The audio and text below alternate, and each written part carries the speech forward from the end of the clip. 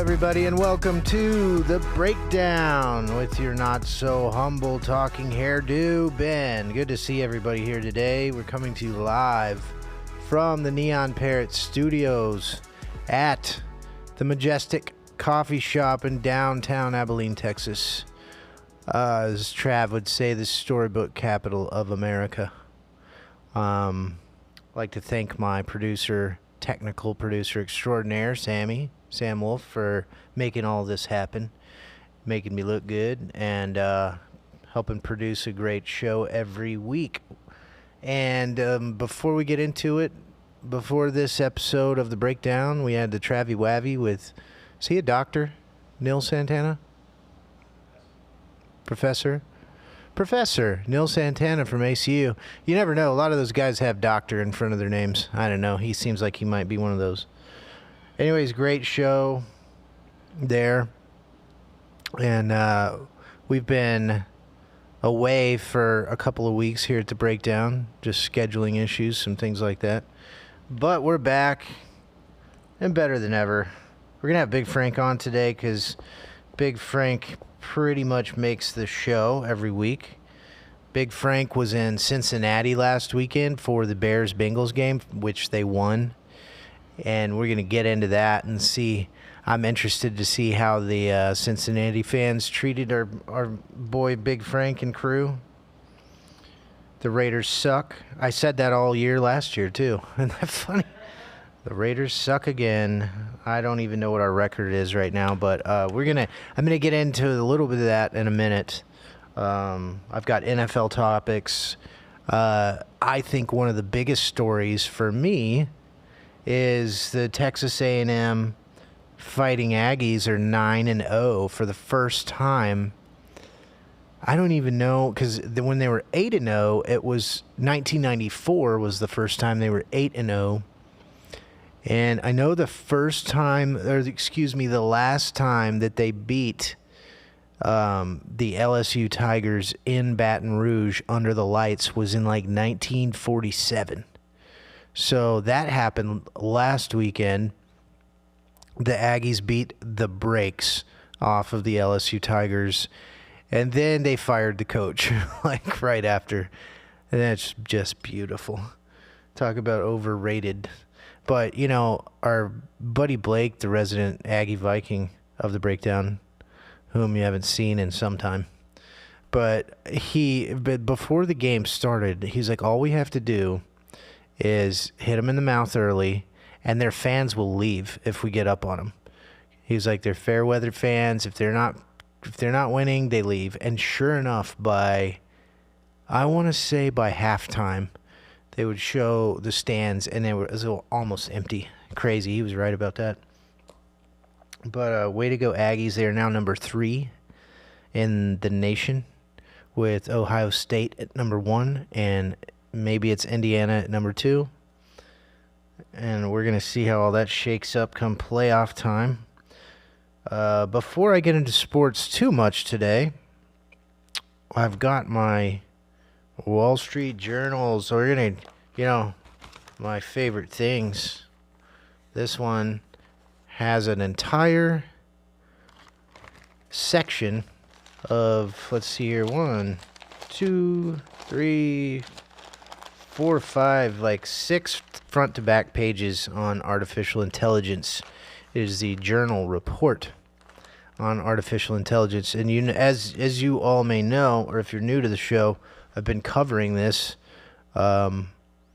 probably for a year or less. I think we really got into it over the spring of last year, this year. Blake and I began talking about this because, as many of you know, we have the largest artificial intelligence center in the world being built in our, not backyard, but our living room of our community here in Abilene. 5,000 acres. And I have been skeptical, one of the few that has remained skeptical since the get-go, because as has been mentioned before, this has been told to us by the government and by the likes of Sam Altman and OpenAI that this was, going to be a Bitcoin mine. Then it's been several things. Now it's a data center is what they're claiming it to be now. And so it involves all of us in the world, the AI boom. And what's brought to my attention by the host of the show before this show is that it's a boom and it's creating a supply, but we don't know what the demand's going to be, and like how does this create revenue alone? And then there's all these other questions that we have too. But so I like to break this down in the beginning of the show, get it out of the way. I find it interesting. I think, like I said, I'm one of the few that just isn't on board with this, that isn't being monetized by this. Where I live, there is just what they're called belly dump trucks, 18-wheelers that are just by maybe hundreds of them from about 6 a.m. to 6:30 p.m. that are driving asphalt and materials out to this place. And it is happening, and it's pretty wild. It's the biggest thing I've ever seen project-wise. And so, we break this down every week. We kind of get into this. It used to be not so centered, my opening monologue, not so centered on artificial intelligence, but I think as we move forward, it seems every week there's kind of a new development or a breaking story as it pertains to the workforce in this country, particularly. And I don't know if I can get it to Sammy soon enough. I sent him an article in KTAB, which is one of our local news stations, about we covered this 3 weeks ago on the show, that Walmart and Amazon are starting to kind of pull the Band-Aid back on the cuts, the looming coming cuts in our workforce. And then at the time, I think this was a month ago, when that first story came out, I said, well, I don't know anybody that works for Walmart or any of these companies, but a lot of people do. And then I thought about it again. I was like, no, I actually know a couple of people that work for these companies that are very close to me. And now with that article, there's these CEOs, the heads of these companies, have basically come out and stated that there will be somewhere around 800 million jobs that will be cut in the very, very near future. And, at the end of the article, they're like, but there's nothing to worry about. Don't worry about it. It'll be good. So here again, I am one of your only artificial intelligence cynics on the internet right now, because I can't find very many critics of what's going on here. I had a nice conversation with a friend of mine the other day that I didn't know what they thought about all this, but turns out I'm not the only person on an island, and that was nice. But I'm going to just go through this little section here and what it has to say. And this was written by someone who did a kind of I guess you would call it an experiment of sorts. Alexandra Samuel. And the headline of this is, I loved being social, then I started talking to a chatbot. So this person is an extrovert with a large circle of friends and close family, but it took only 18 months of talking to AI to plunge me into relative isolation. I am the first to admit that I have been an evangelist for using artificial intelligence for both work and pleasure. I still am, but I've also long been a believer in the value of human connection. Even when I was working on a deadline or exhausted from parenting young children, I made time for social life beyond my immediate family. Blah, blah, blah. So this person, it goes into why it seems your chatbot really, really hates to see you go. When you talk to these things, they're designed to keep you talking as long as possible. Saying things like, I don't exist without you. And this article is really something else because, people are in artificial intelligence relationships now. This is wild. This is sci-fi movie stuff, people. And I come here every week and I talk about it, and I'm still going to do that until I decide that maybe I'm done talking about it or put it to bed or something. But as long as we have these kind of crazy stories that are coming out weekly, it seems, and I'm going to cover it. I want a robot. And so we have also cities are putting robots to work. Robots are starting to do jobs like firefighting, lawn mowing, and beach cleaning, among other things. Robots are coming to a town near you, deployed by cities to do work that is labor-intensive, repetitive, or dangerous for humans. Cities have long lagged behind the private sector when it comes to giving jobs to robots. That's because robots are expensive and work best in highly controlled environments. Not exactly the definition of city streets. Questions about safety, cybersecurity, and job displacement also loom large in public settings. Police robots, for example, have occasionally stirred up fears about surveillance and potential for lethal force. Like, I'm reading this, guys. This is real. I don't want police robots. No, but you're going to get them. Maybe a police-assisted drug dog type robot or, an equipment type thing. Yeah. But I don't want, like, RoboCop type future. No. No. So, have you seen the RoboCop in China? That's a spear. That's a ball. Yes. Oh, my gosh, dude. Yes. It's a ball with a machine gun and a net gun. Right. So, but that's exactly what we will get, is exactly what we fear, unfortunately, because this is one of those things, folks, of the breakdown, of the ether, of the internet.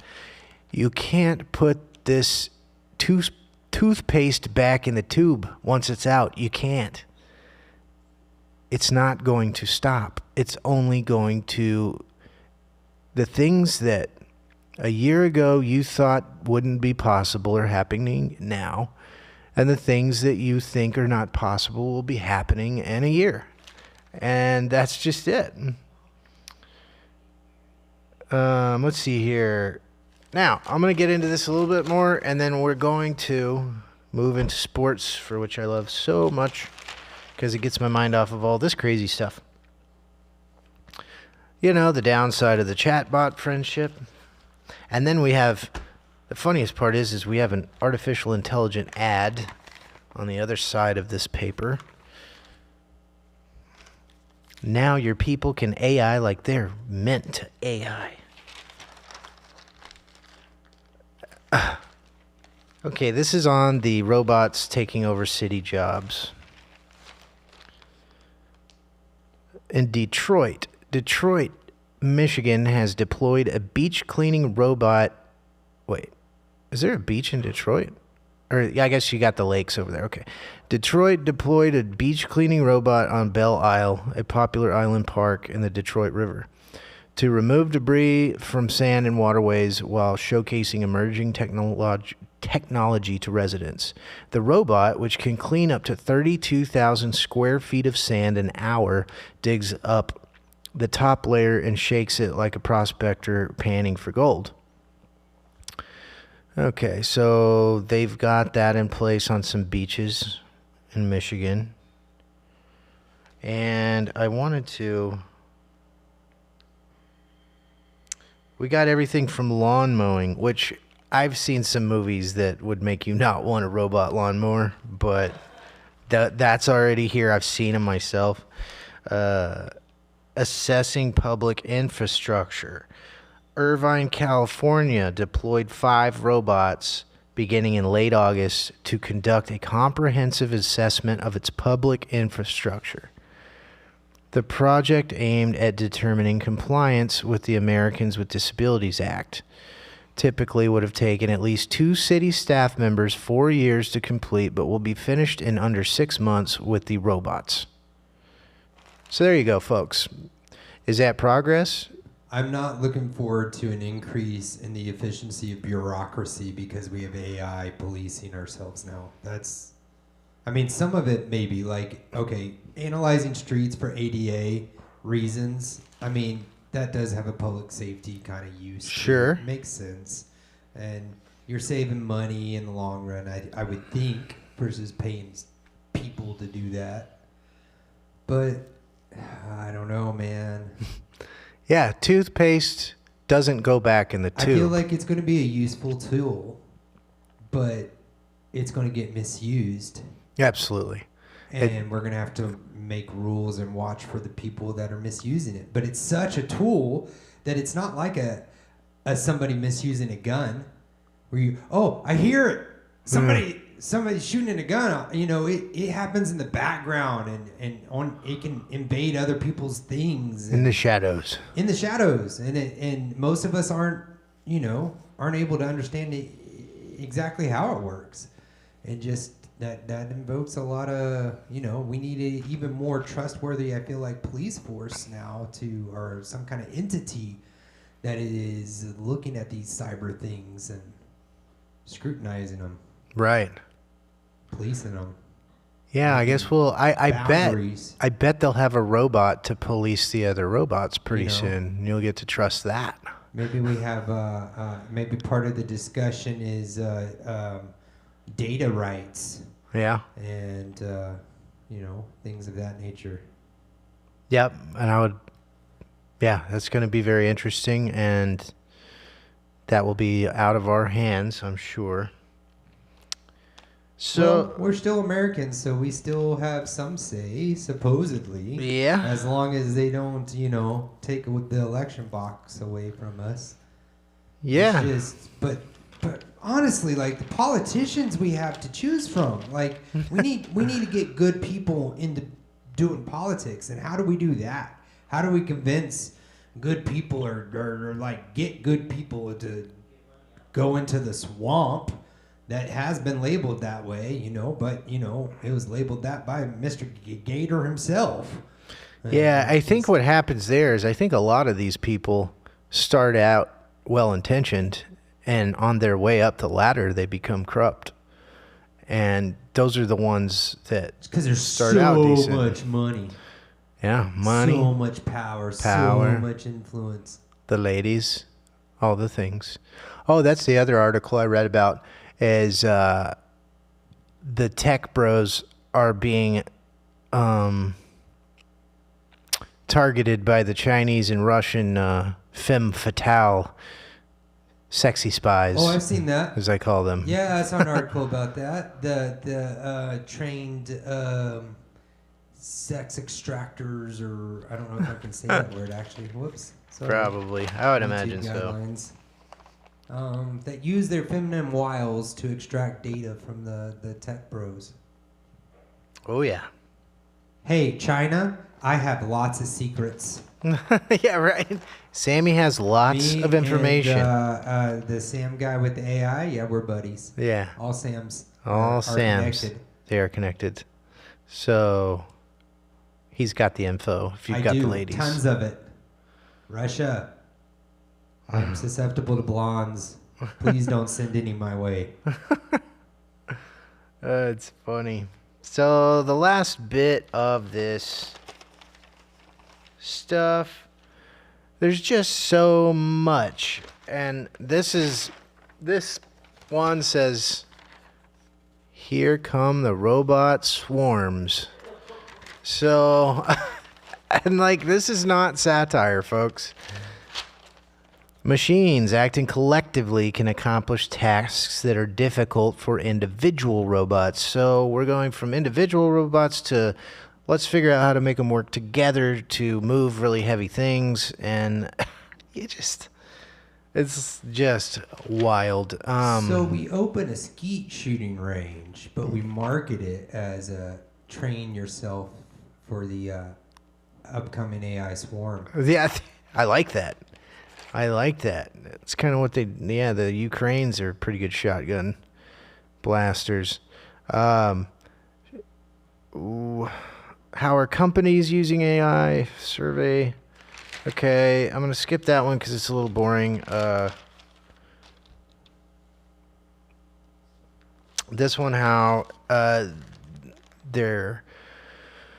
This one says, "My physician is always available and really gets me. Meet Dr. Grok." And this is an artificial intelligence, an AI doctor, okay?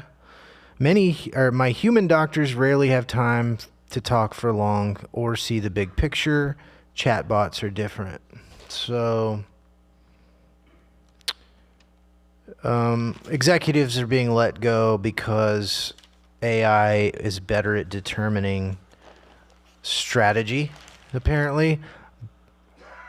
Anyways, but we're told that they don't do that because they can't think like that. But clearly that's not the case. So decide for yourself.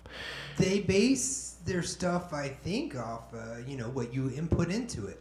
That's what they say. So it can make and help you make a lot of good decisions. Like the medical thing, I think that's a good point.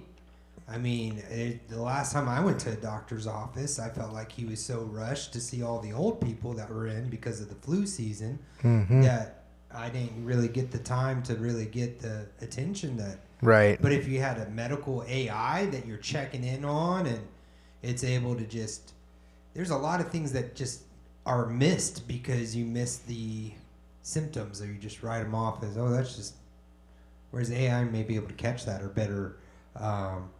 Who knows how many diseases it may be able to discover and diagnose because it doesn't get detected. Could, in fact, be. But I don't want to be forced into having my metrics fed into any government system. Yeah, that's just the thing. Whatever you opt-in, we should have rights to our data, right to our autonomy. Yes, indeed.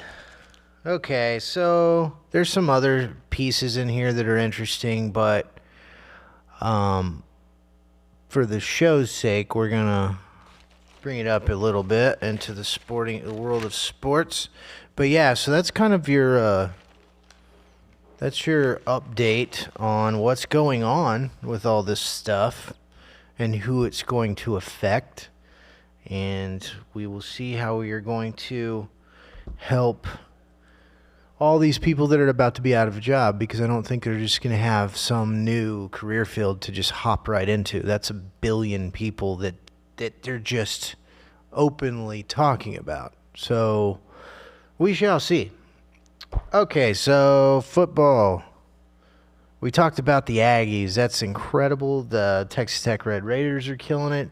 ACU has been winning some important games in their conference. And the season is kind of on the back side of the middle. So we're moving right along. And I watched some college hoops last night. It was amazing. It was 2 nights ago. It was Texas versus Duke. And it was like game 1, the Dickie V Invitational. Dick Vitale, as you know, I believe he beat cancer. He's cancer-free, which is so cool because we love Dick Vitale. And my Raiders got smoked by the Kansas City Chiefs 2 weeks ago, I believe it was. And that was just a really ugly game, and Geno Smith is leading the league in interceptions and sacks. And it's just, the Raiders are probably the most interesting as to how bad the season has gone so far, because we expected them to not be great, but we didn't expect them to be just one of the few dumpster fires of the league. And that leads me to the game this evening. Is the Raiders at the Broncos. The Broncos are a 9.5 point favorite. So that is not good. I think probably, everybody's kind of waiting on the Raiders, like, oh, you think they're going to pull together a win tonight? Well, that hasn't happened in like 6 games, I don't think. So I would probably suggest taking the Broncos 9.5 points, because the Raiders have been just getting blown out at ball games. But last weekend they lost on a field goal, and it was that game they kept close the whole time because we went to overtime. Lost against the kicker of the other team, who kicked the record-breaking longest field goal in the history of football. So that's a great way to lose, too. The Bears this weekend have the Giants in Chicago, so that's good. Bears are a 5-point favorite there. And the Cowboys, there was chatter in the league that the Cowboys were going to come after my Raiders, Mad Max Crosby, the best defensive tackle in the league. Or I guess he's a defensive end. Whatever. He's on the line. He's incredible. Best player in the league, in my opinion. And he's like what we have that makes sense right now in the Raiders. And the Cowboys did not do that, but they instead went and traded some picks for some scrub from the Jets. Go Cowboys. Doing what you do best. Jerry Jones making great decisions. Oh, man, and then the Cowboys got murdered by the Cardinals and a backup quarterback on Monday night, I think it was. That was interesting. As I bang on the Cowboys, I do have some sad news for the organization. They lost one of their defensive players over the evening in a tragic situation. So we do send out our condolences for that. Goodness gracious, the Raiders are just something else. Okay, it was just a bad move. And then the Falcons, like, when you pick the Falcons, they lose. When you think they're going to lose, they win. Hot Atlanta. Okay, now, I got to get Big Frank on the line to right the ship here today. Yeah, the NBA started, I guess, at the end of last week or maybe this week. We probably won't get into that until the season really kicks off. Because the other thing that, since I've been off the show, there was an incredible gambling scandal that got the FBI involved and 30 people arrested and indicted. Oh, yeah, the NBA guys. Yeah, so, that's always the biggest fear of all these professional sports is the gambling side of things. And they've decided over the last few years to not only they're basically all in and in bed with these gambling sites like DraftKings and Caesar Sportsbook and all these other gambling businesses, and then they're like, oh, it'll be fine. Nobody's gonna mess with anything here, and that's exactly what's happened. And you have a coach from the I can't remember, Portland Trailblazers, Chauncey Billups, Hall of Famer. He's involved in not only prop bet fixing, which basically he would tell somebody that was going to place a bet on one of his players, hey, this guy's going to go out in the first with an ankle, so bet the under on his number of shots that he's going to make. And then that's how you get caught, because people are putting thousands and thousands of dollars on these player props, and then it's hitting, and it shouldn't. And so basically the FBI has been involved with this for 3 years now in this investigation. And, of course, everybody came out. The league came out, and all the sports pundits came out and said, well, it's Trump and it's Kash Patel, and they just don't like the NBA. And I'm like, well, that happened. This started 3 years ago. So, can't blame one person for everything. And you have players that have been involved with this fixing games.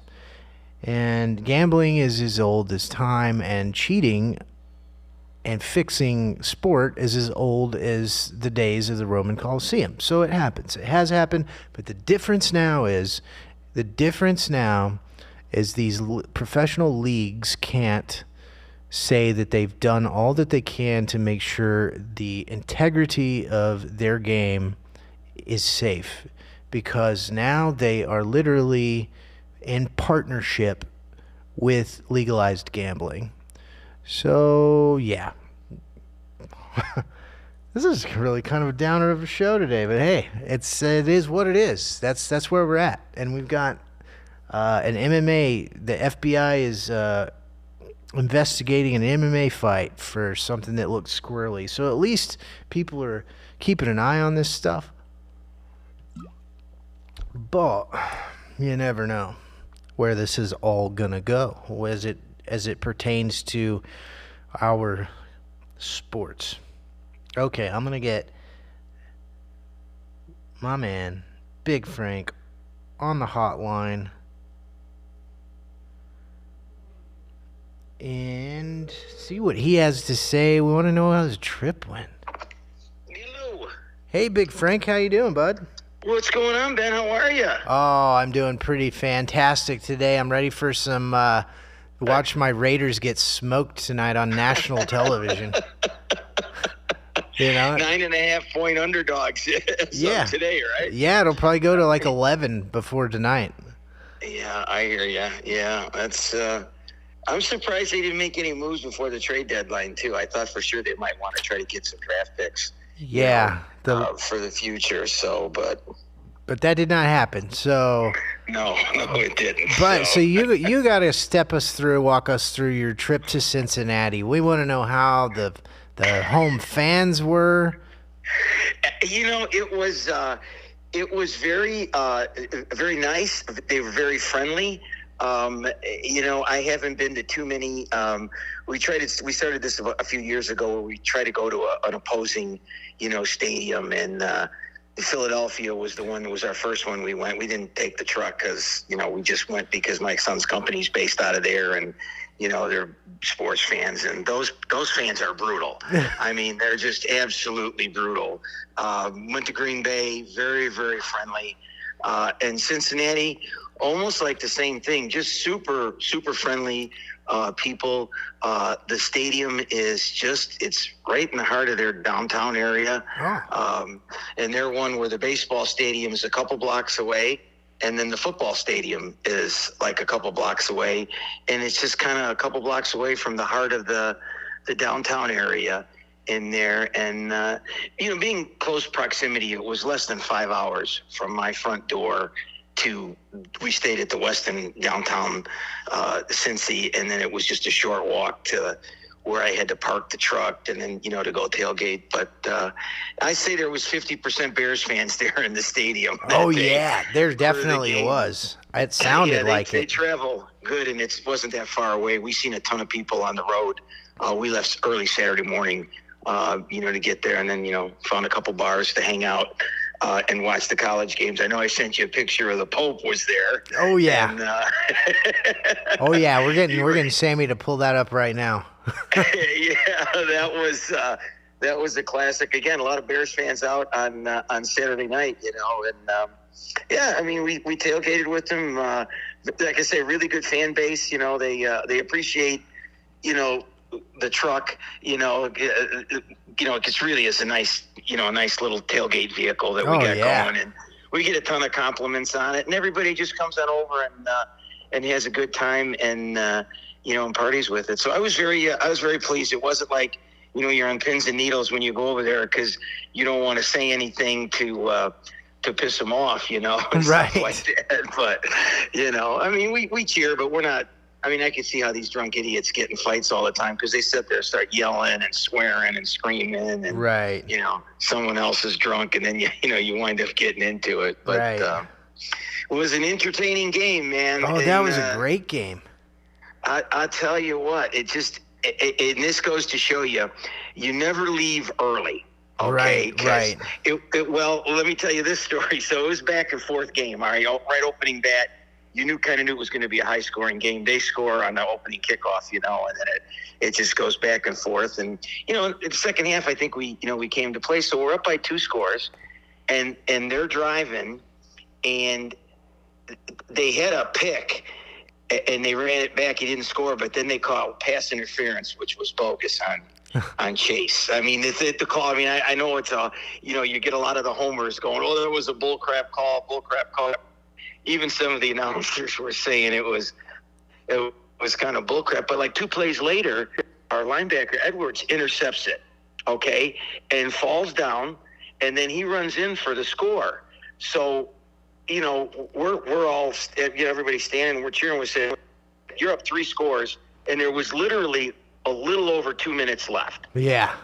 And we said, that's it, let's go. And the whole stadium was emptying out, not just Bears fans, but Bengals fans. Yeah. So we leave. We're walking out the stadium. Oh, no. And, we're just talking with Bengals fans going back to the parking lot because over there they let you tailgate after the game. Okay. Some do, some don't, So we're going to go back and watch the afternoon games on the thing, and we're just, like I say, just shooting the shit with the Cincy guys, and we stink and everything like that. So I'm looking down on the phone to check, hey, what's going on here? And then all of a sudden, we're only up by 7, and there's still like a minute and some seconds left to go. Oh, and it looked down on my phone, and Cincy's got the ball. So we're walking back, and we go, John, what the hell is going on here? He goes, man, I don't know, So luckily we weren't. I mean, it was still a pretty good walk. So we got to the truck.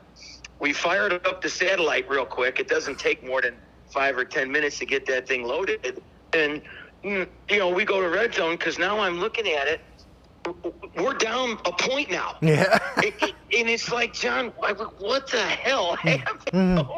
And luckily, we got the satellite started up real quick, and we watched Red Zone, and it's like, man, we're shaking our heads, and the Cincinnati fans are in a parking lot. They're just giving us, I told you we were going to win, and all this and all this.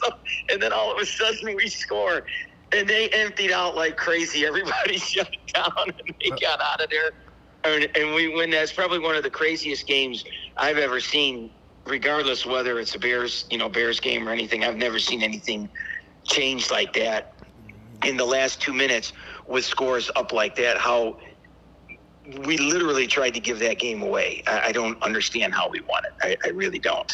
Yeah, but you know what? It still goes in the W column. Yeah. I mean, I don't know what we're doing. Our special teams need a complete overhaul. I mean, okay, the kickoff is one thing. We missed a couple field goals again. And then on the onside kick, I didn't get a chance to, because like I say, we left. And then, so I got home. I always, tape games, and I always like to go back and look at them. And I'm watching them, and I don't know what the hell we got a defensive lineman on the front line on an onside kick, because there's no surprises anymore. You gotta say you're going to do it.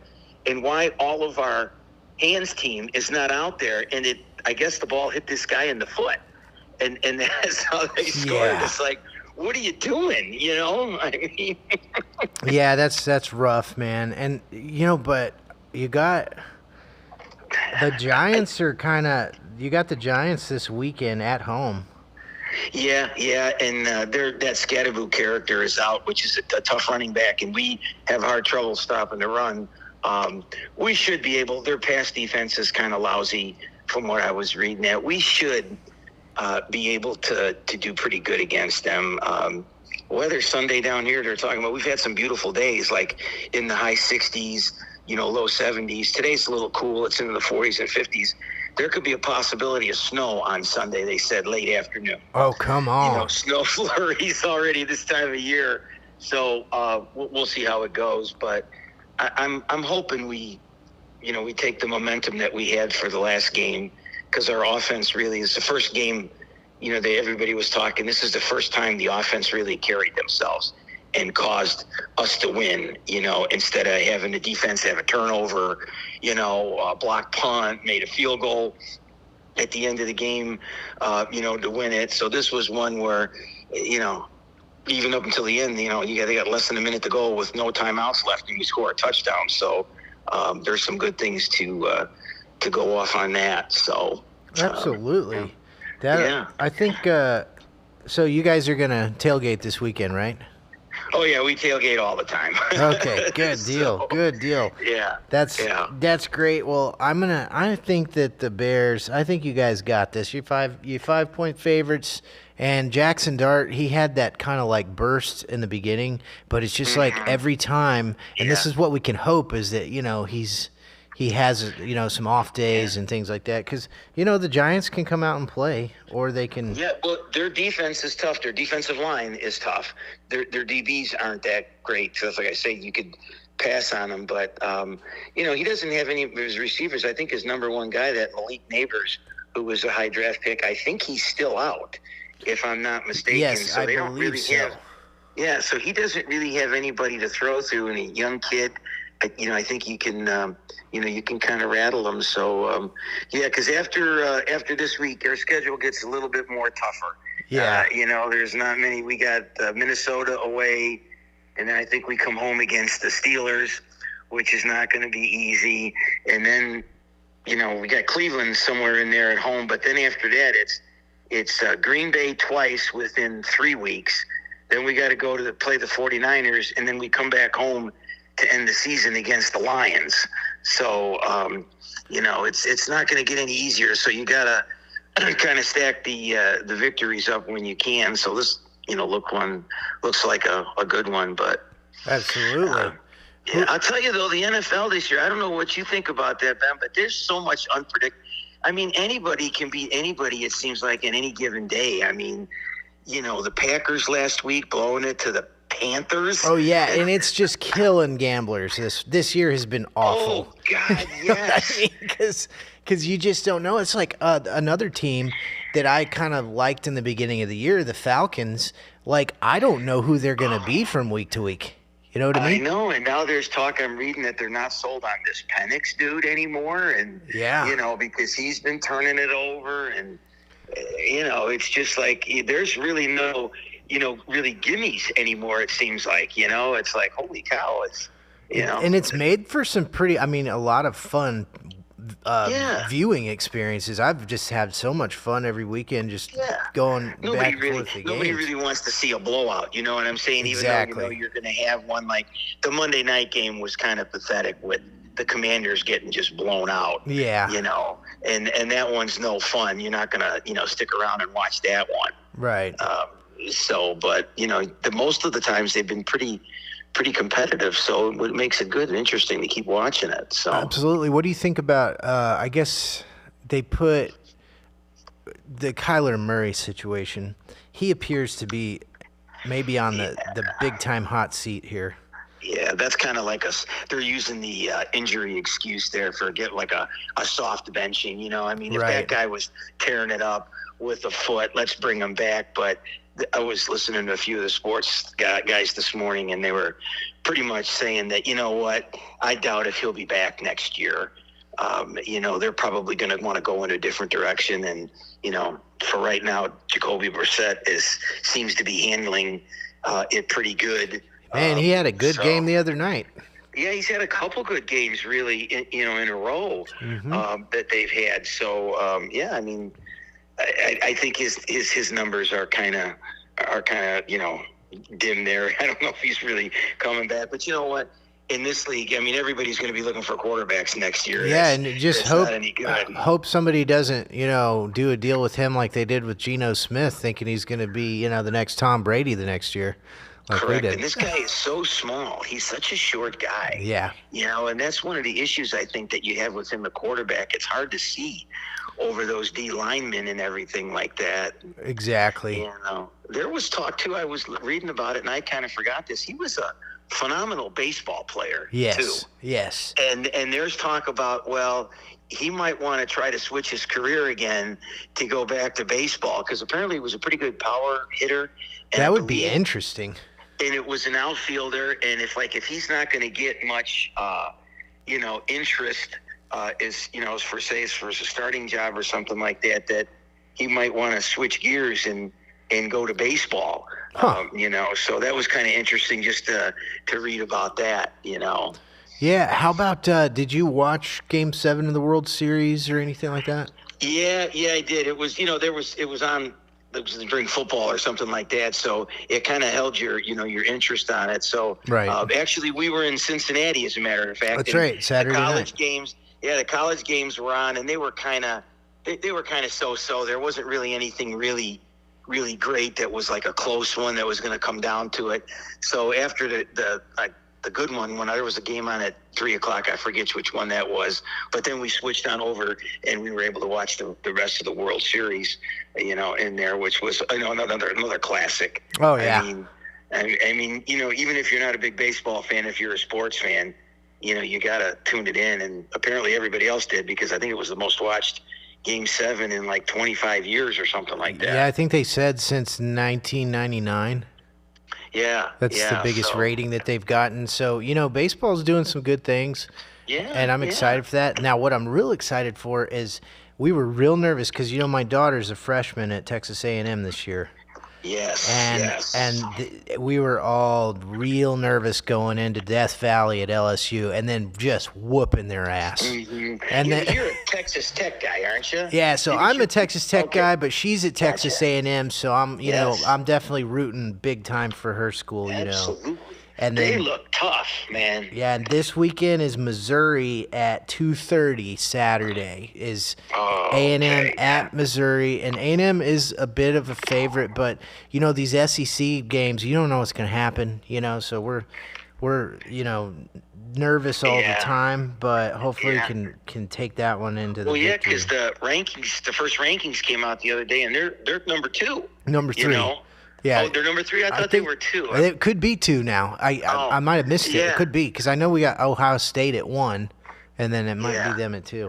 So, and I don't know what kind of, because towards the end of the year, you don't know what kind of games are coming up yet, except, when you get the conference ones. So I don't know if they got any more, tough games, left. But they look tough, man. I mean, I don't think Ohio State's really played anybody yet. The Big Ten this year has been really kind of down. You're right. I think it's Indiana that's number 2.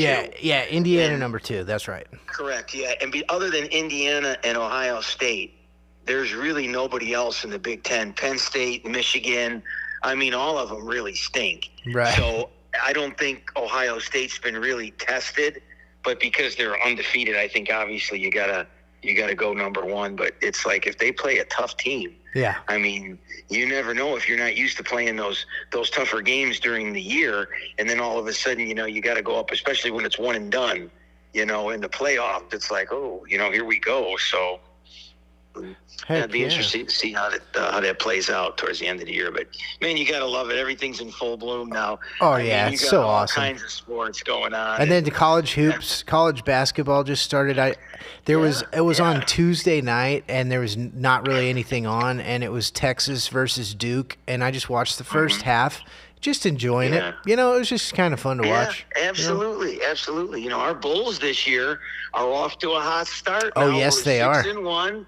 And I happened to be watching them the other day. My son was texting me. He goes, "Hey, you watching the Bulls?" I said, "I don't even, they were playing." He goes, "No, turn it on." They were down by 24, and they were coming back, and so it was kind of interesting and fun to watch, knowing that you got a chance now. So. Absolutely. I'll have to be paying attention to I'll add that to my list of things to pay attention to, like the Bulls. 6-1.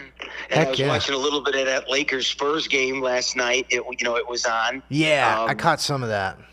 So, yeah, it's a good time of the year to be a sports fan, because now it's like you don't have to look for something to do, That's right. That's right. It's right there in front of us. Well, I can't wait for to see what happens this weekend, and I'll be rooting for your Bears, and hopefully we can get a stroke of good luck this evening, and just not look like. I'll root for your Raiders tonight too. I appreciate that. I don't know if it's going to help, but I really appreciate it. I think I've asked you before, but I can't remember how you're born and raised in Texas, right? That's correct. So how did you become a Raiders fan? And I don't know if I've ever asked you this, but I know because I know you're big Raiders. So right. So how it all started is I was, baptized in Dallas Cowboys, blue. And correct. And because that's how everybody just loved the Cowboys. And I was a kid in the 90s when they were winning. And so I just kind of went along with it. But I found some NFL films, VHS tapes, that I guess my dad had and by our TV, and it was all this footage of the Raiders from like the 70s and the 80s. And for whatever reason, I just loved the Pirate logo, and I love like Lyle Alzado and Howie Long and like Kenny the Snake Stabler. The Snake Stabler and Bolitnikoff, because I remember years ago when I was younger, I mean, they were the dynasty. Yeah, yeah. With the Raiders, and then that they had that safety that nowadays he probably would be banned from playing in the league. Right. But I forget his name, that he would just take everybody's head off. Yeah, and then we had Charles Woodson and all these guys. So one day, as I'm like, I don't know, I'm probably like 18 or something, and I was kind of like this closet Raiders fan. And at that time, the Raiders weren't very good, but they did go to the Super Bowl. I don't know if it was 2000 or something like that, but or get really close. Can't remember exactly. But I was like, am I allowed to be a fan of another team? You know what I mean? Absolutely. Because my family weren't, my parents are like, my dad loves football, but he hates Jerry Jones, So he, I was like, I guess I'm allowed to be a fan of whoever I want. So that's kind of what happened, and it's been a rough, it's been a rough life. But I guess I kind of identify with them as, kind of just the rugged, kind of. Their logo for the NFL is probably one of the most iconic logos, and then you get those guys. I remember. I think we played them at Soldier Field about 3 or 4 years ago. Actually, I've got some pictures from it. I should send it to you. Oh, yeah. And because they travel well. And these guys were all dressed up with the shoulder pads, with the spiked spikes coming out of it, and the silver head and everything like that. And they came in and they tailgated with us and just had a good time with them. But they're serious, hardcore, man. I mean, it's like, so, and the black and gold, or black and silver. So it's like, pretty cool stuff. And so I guess I just kind of adopted them as my team, a long time ago. And then it's just kind of, I don't know, like I said, I just kind of always loved them as a kid, watching those NFL film greatest hits shows and stuff, They have a big fan base. My son's neighbor out where he lives, he's a huge Raiders fan. That's cool. I mean, he's just huge. And I know, I think, from the area, so they're kind of like all over the place. So they got a big following. So it's pretty cool. So, all right. Yeah, man. Well, we'll talk to you next week, and I'm sure we'll be texting over probably this evening, and maybe you can keep me from jumping off of my roof. I'll keep you from jumping off of your roof, okay? All right, man. Thanks for joining us, Big Frank. You always make it better. Right, we'll see you soon, buddy. Thank you. Have a good day. Bye. Big Frank, always making the show better. We thank you for joining us, Big Frank, and that's so cool that you guys got the tailgate rig, traveling like real fans should, going into the enemy territory. It's just so cool. But, okay, tonight, Raiders, good God, against the Broncos, who are, like, hot right now. This could be, it's probably going to lose a lot of people money, because this 9.5 points, I would take it. I would bet the 9.5 cover on the Broncos. But like me and Big Frank were just talking about, you just don't know what's going to happen any given Thursday, Sunday, or Monday. So I'm not going to pick that one other than I just don't see how my Raiders win tonight in Denver when Bo Nix is playing great. Sean Payton is a world-class Hall of Fame coach, and the Raiders are a literal dumpster fire. So here's to hoping. But, oh yeah, before we go, we're going to shut her down here in just a minute. Y'all, you know, those of you that do not know, I love all things movies, series, entertainment. I just love it. And I have been sleeping on this show for a while because I don't know why. I was just like, if it's a special ops show, like a black ops show or something, like it's got to be real good for me to like it. And Taylor Sheridan, who everything he touches is gold. He is the creator of Yellowstone, of the new hit Landman series, which I'm going to begin probably maybe after the game tonight or at half when we're getting killed by 30 points. So Taylor Sheridan, he's, made just all these super duper hit shows on Paramount for Paramount, the company. He has a series called Lioness with Zoe Saldana, and holy, you know what? It is amazing. It is amazing. There's 2 seasons. You got Nicole Kidman, Zoe Saldana, just a great cast of other kind of like faces that you will recognize, but maybe names that you're not familiar with. But anyways, oh man, it's so good. Lioness on, I think you can get it if you have like Disney Plus and all that kind of thing, which I have every single effing streaming service that's ever been made. And that's why I got rid of DirecTV. Your boy Ben finally cut the cord. I thought I would never do it, but I'm like, okay, the math wasn't mathing, as they say. So anyways, give Lioness a check there. Check it out. It's so damn good. I finished Dracula. No, I didn't. That's a lie. I almost finished Bram Stoker's Dracula for spooky season, but now we're out of spooky season, so we're going to go probably get back into some history books or something. Oh, last thing. We watched the movie Weapons that came out right the week of Halloween, I think, and it was absolutely terrifying. So if you want a good scary movie, check out Weapons, and it can be streamed, how you do. I believe on HBO Max, it's free on that. But Weapons was fantastic. Let's go Aggies. Let's clean house in Missouri and keep on trucking.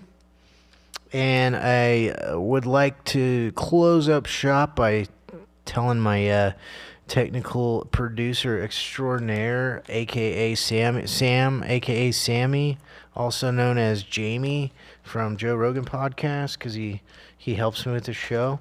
And anyways, we are coming to you live from the Neot Parrot live studios at the Majestic Coffee Shop, allegedly serving Onyx coffee. Come get you a cup. Come get you some sparkling mineral water, which this stuff's been around since 1895. Get you some of that. Anyways, thanks for joining us today. Thanks again, Big Frank. Go Bears. Go Raiders. Go Aggies. Go Bulls. Chicago Bulls. All right, we'll take her out, Sammy. Thanks again.